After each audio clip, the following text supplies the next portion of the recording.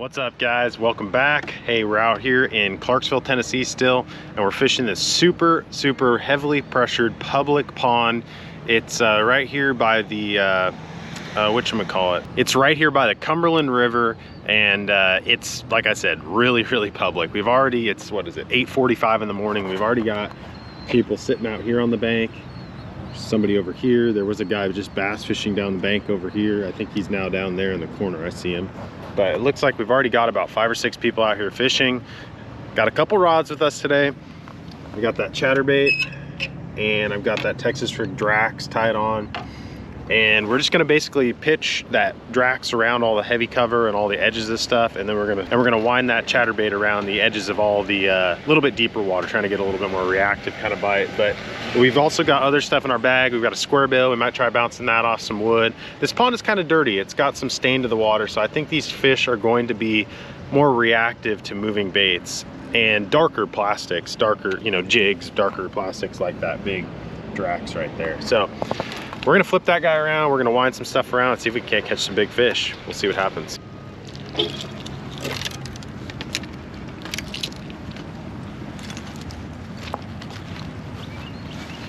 So with a body of water like this, guys, it gets a lot of pressure. One of the things that you want to do is you want to be thorough. So you want to make sure you're taking advantage of all the structure that's around.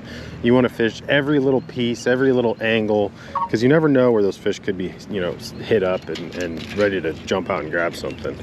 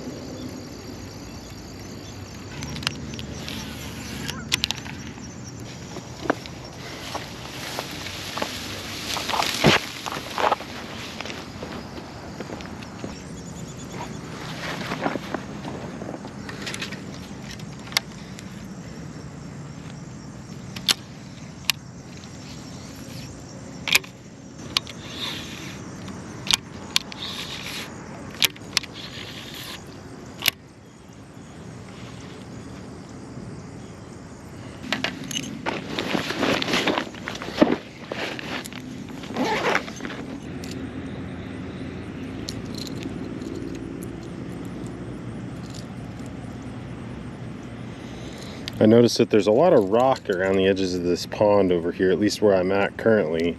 And so I feel like a square bill in a brighter color like this could really be productive, just bouncing it around these rocks. The thing about a square bill versus like that chatterbait that I was throwing is this is gonna dive the faster that I reel it. The faster I reel it, the deeper down it's gonna go. The chatterbait's the opposite. The faster you reel it, the more up in the water column it's gonna be. So I think being able to like speed it up and get those reaction bites off the rocks, I think this might get those bites a little bit better than the chatterbait would. I really like the chatterbait for fishing around grass or structure, but if you're fishing rock, it's hard to beat a square bill. So we're gonna try this guy, try deflecting it off some of this rock, and maybe we'll convince a fish to bite. We're gonna loosen our drag up. We're throwing this on really too heavy of a setup, but we're gonna make do with it. It should be okay. Gonna make sure that drag's nice and loose, so when I do hook a big one, the drag pulls instead of just pulling the treble hooks out of the fish. So we're gonna sling this guy around a little bit and see if we can't get a bite.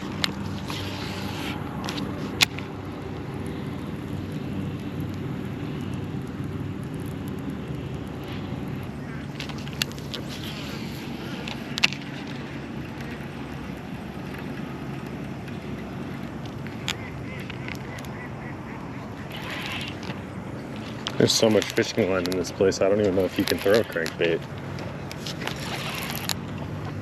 Might just be worthless trying to throw a crankbait because all the damn fishing line.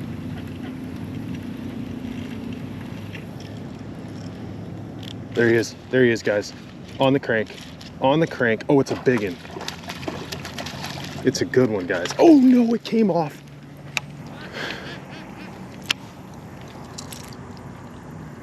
That was a 3-pounder, guys.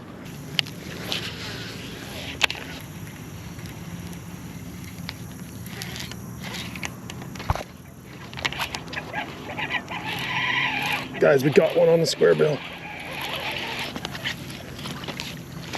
Yes. Oh man, I deflected it off that tree out there. And I thought I hung a piece of fishing line, and it was this guy. Such a beat up fish, but man, we will take him. First one actually on the board today on that square bill. Pinned him good. Awesome. Yes, guys, yes. On the back hook though. He was right in the little crease of that laydown. I pitched in there with the Drax a bunch of times and he didn't really want it. He grabbed the crankbait. That's a nice one. That's a 2.25 pound fish. Sweet, guys. Heck yeah.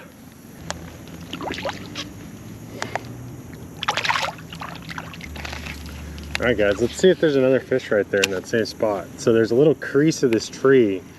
And I just wound that crankbait right through that little crease of that tree. I thought I hung up. Uh-oh. Now I hung up. Got it. There's so much fishing line in this pond, guys. This pond is heavily, heavily pressured. So the crankbait's definitely not ideal for weedlessness around all that fishing line, but it seems like it's getting bit. That's my second bite on it so far. That one wasn't too bad, and that first fish we had on it was a solid 3+ pounder. So clearly it's getting bit. It's just a matter of kind of getting it through these areas without getting hung up in fishing line. I've already lost one crankbait. It's definitely a snaggy way to fish, but it seems like the fish are reacting well to the movement of the crankbait.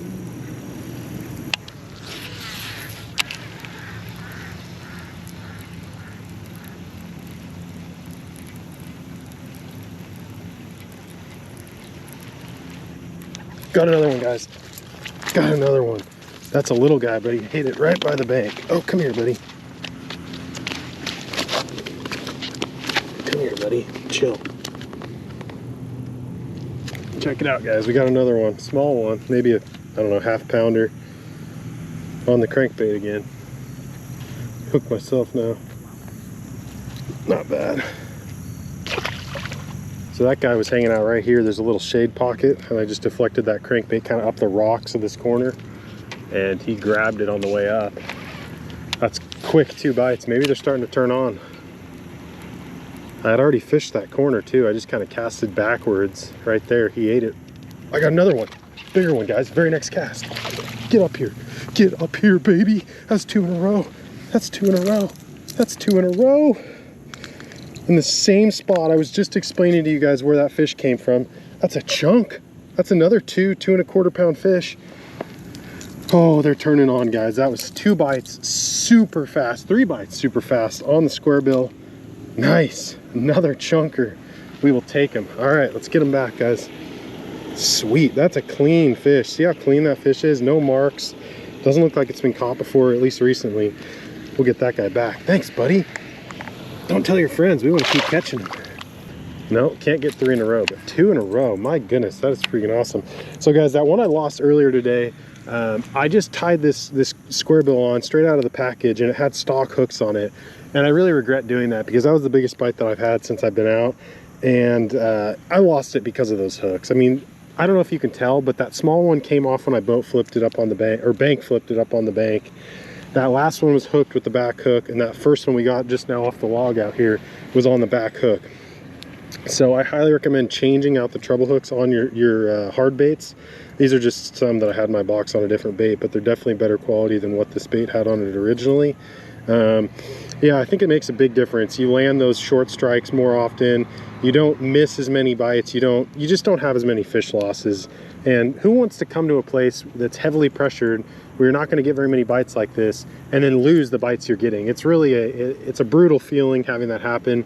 So definitely recommend switching out your hardware. And if you can, especially on a square bill like this, upsize your hardware too. As long as these hooks don't cross and tangle each other, you know, they're super close, but they're not tangling each other. As long as they don't tangle, I mean, that's a perfect size hook for the bait. So definitely recommend swapping out your hardware.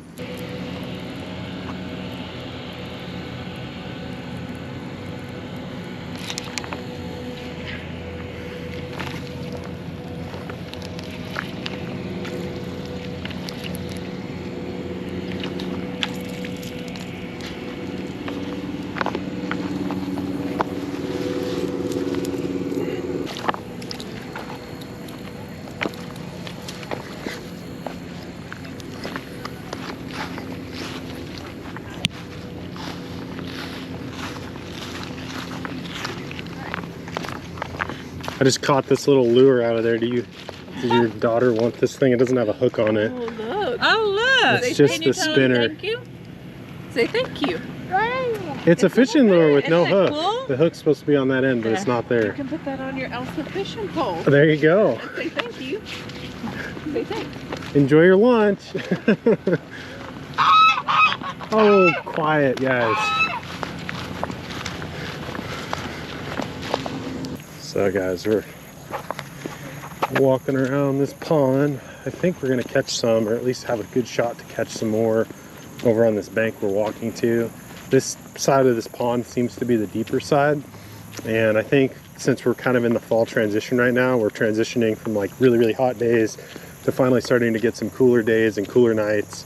So I think these fish are still in this deeper water for the most part, but they're starting to transition. So the shorelines of these deeper areas, I think, are the highest percentage areas for us to get bit today. The back part of this pond has like a lily pad field, and I fished it earlier. You guys probably didn't see because I didn't catch anything out of it, but it looks really good, but it's really, really shallow. Not to say there's not fish back there. It just seems like they're really gravitating towards these points around the deeper water. I think a lot of the bait fish, there are shad in here that I've noticed. I think a lot of the bait fish are in and around this deeper water, so that's where these bass seem to be hanging out.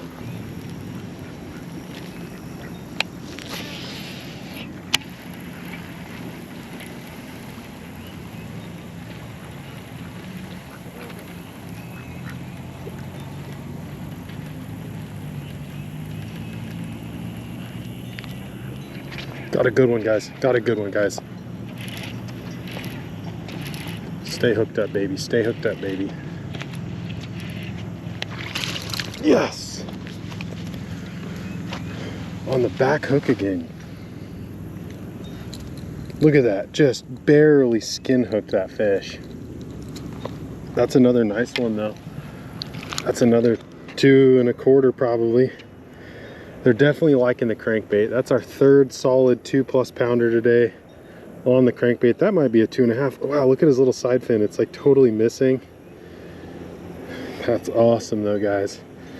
Right here on the corner, I made 2 casts there, and I just kind of kept it going. That was a little bit slower retrieve on that cast, and that guy came up and grabbed it. That's a nice fish though. That's definitely a quality fish.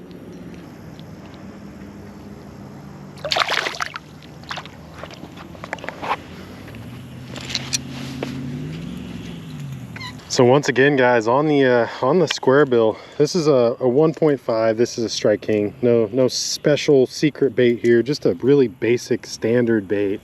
I didn't bring a lot of tackle with me. I actually bought this yesterday over at the tackle box. If you guys saw that video, this is where I got this crankbait. He had a great selection of different baits, and I was between this and a Bandit, and you can't go wrong with this. And I figured it was silent, and in this pressured pond, a silent bait is going to be a little bit more effective, I think, because anytime you have water that's really pressured like this, the fish get, you know, adapted to noise and to different sounds. And so the more natural, the more stealthy you can be, I think the better. But this is still a reaction bait. You know, I just said the more natural, the more stealthy you can be, but this is really bright and loud. It has to do with the water clarity. You know, we're faced with about 6-inch visibility. There's a lot of shad in here, and believe it or not, in really like kind of moderate to stained dirty water, chartreuse almost looks white when it's down there flashing around on the rocks. So that was the reason that I selected this color. It has that shad kind of color, you know, coloration when it's down there flashing around. And it really seems to be getting bit today. The fish are not hitting it very well though. They're getting like the back hook, so we just got to make sure that we fight them really well. We don't have an ideal setup either. This is a 7'4" heavy. I would much rather have like a medium heavy or a medium action rod, more like a medium action rod for this. But it's working. We just have to, you know, just to fight the fish really, really carefully. So, wow, I'm really running low on line. I've been breaking off these stupid baits in this pond, but it'll be all right. Ended up breaking off both those square bills, the 1.5 and the 2.5. So I'm headed to the tackle box right now. I'm gonna go say hi to Walt, and I'm gonna grab 2 more 1.5s in that chartreuse color. I might grab one in a different color just to try something different, but I need more crankbaits. I'm literally out. I have 0 crankbaits with me. I brought 1 Chippewa RB, then I bought 2 square bills at Dick's when I was here, and then I bought that one over at the tackle box. So I've gone through 4 crankbaits. Okay guys, so a couple cool things. As you guys saw, I lost those baits, so I had to go get some more at the tackle box. You guys should go check out that video. I did a video walking through the entire tackle box store. It's an awesome store out of Walt Herman's house. It's actually like 4 sheds. I don't want to get too into it. You guys just need to go check out the video, the tackle box, and you'll see what it's all about. But I got a couple more of these crankbaits, and I got this cool Lucky Craft one that looks really good, that chartreuse kind of color as well. I wanted to have 3 just in case I lost some. And then I got some Mustad triple grips because I don't want to lose these fish with how they're short striking. So that's what we got. We're going to throw it in our bag. We're going to tie on that chartreuse guy first, the one that's been catching the fish.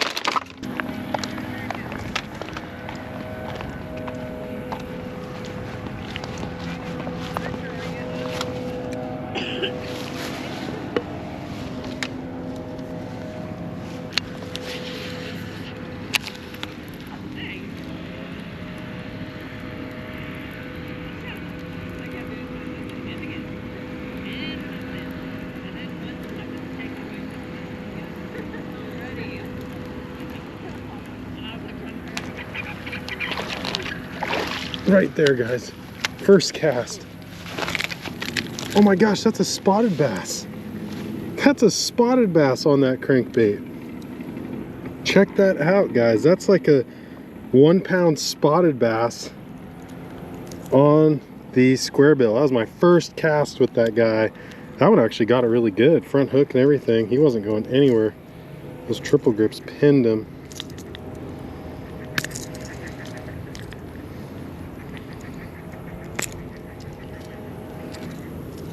On that brand new bait, you guys just saw it. I just tied it on. Look at that spotted bass. That is so cool. So I guess what happens, I was talking to Walt over there at the tackle box, and he was telling me the guys that fish the Cumberland River will actually dump their fish, or at least a couple of their fish, in this pond. So that's probably what that guy came from, was the Cumberland River.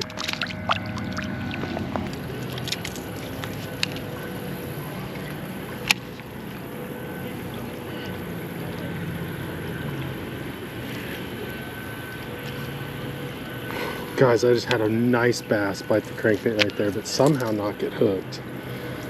It might still be there. Let's pitch it back down there and see what happens.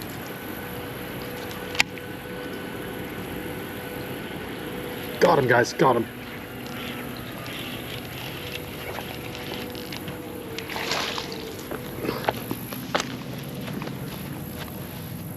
Check that out. Check that out, guys. Kind of a skinny fish, but that was the one that hit me the cast before. That fish has the frame to be a 2.5. Nice quality fish on the square bill again. He got it that second time. He was sitting right under this little waterfall right here. I just kind of pitched it in there nice and quietly, and he grabbed it. Sweet. Glad I got these triple grips. I actually opened that front one up a little bit. I had to bend that back. On the square bill again. Nice. Nice.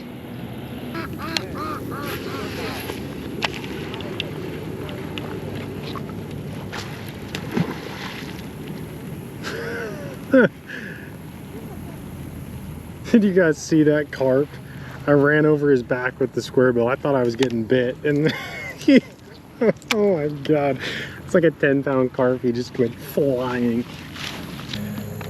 Alrighty guys, hey, we're headed out of Clarksville. Today is the last day I'm gonna be here. It's been a fun time. Got some decent content out of it. Didn't catch anything real big, but had a lot of fun learning some new ponds and new bank fishing places here in Clarksville. It's really limited, but we made do with what we could. Caught a bunch of fish today. I think we caught 6 today. And of course, the first freaking bite of the day, before I had good treble hooks on that bait, I lost it. And it was a good one. It was the biggest one I've hooked. I know you always say that when you lose them, but that one was actually the biggest. Like, it was probably at the very least a 3. I'm thinking more like 3 1/4, 3 1/2. But I'm gonna sign out. This guy's mowing the lawn. I don't want you guys to have to hear that, but I appreciate you guys watching. Until next time.